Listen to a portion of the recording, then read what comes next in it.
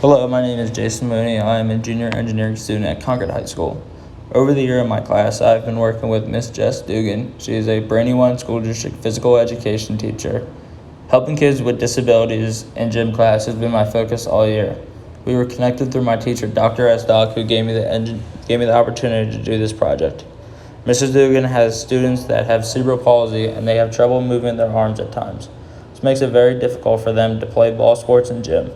I'm hoping to create a catapult where they can press a button and the catapult will fire and throw a ball to a target or to another person. Mrs. Dugan is looking for a catapult that is made out of PVC. She is looking for the catapult to be electronically released so it is easier for the kids and it gives the kids satisfaction of them doing it themselves. She requested that the catapult be small, sturdy, and mobile so that it will not fall apart and go across multiple schools. On the market, there are not many designs like mine, but there are many different DIY ideas that could be made. My original sketches here show that my original thought of what I wanted to do with my catapult and how I could make it. Then I'd put pieces of pipe on shape where I could create this structure just how I wanted it, and I made the exact structure that I needed.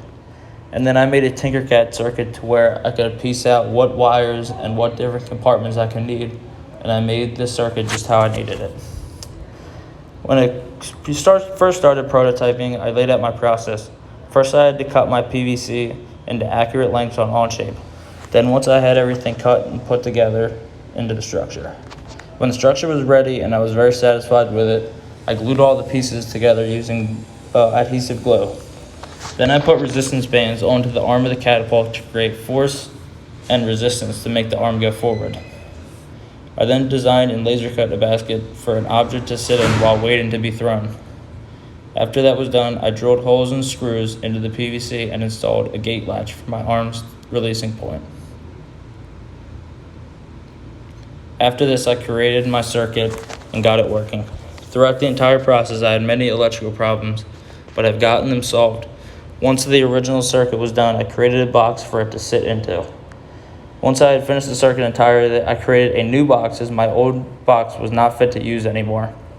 I then created a 3D printed holder that would hold the servo in place and a 3D printed arm that would go into the end of the servo and push the gate latch down.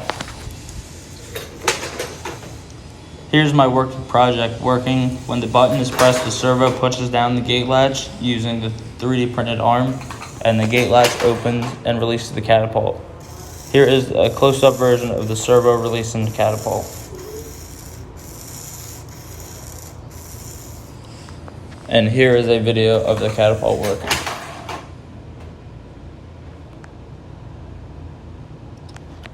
Now this data that I'm showing now shows the different type of bands that can alter the speed of the catapult and can make the distance more or less. As you can see, my data is showing thin bands, medium bands, and heavy bands, and it is showing the force and speed in meters per second squared. Now this is my client, Miss Jessica Dugan, using my project. We had a group of students at Forward Elementary School using it during the day. We used water balloons filled with paint to throw onto a paper banner. The kids were very excited about being able to throw them themselves, and the teachers were very impressed and very happy to see the excitement on their students' faces. Overall, the project had many challenges over the years, but I was very excited I chose this project and was able to do this for the children.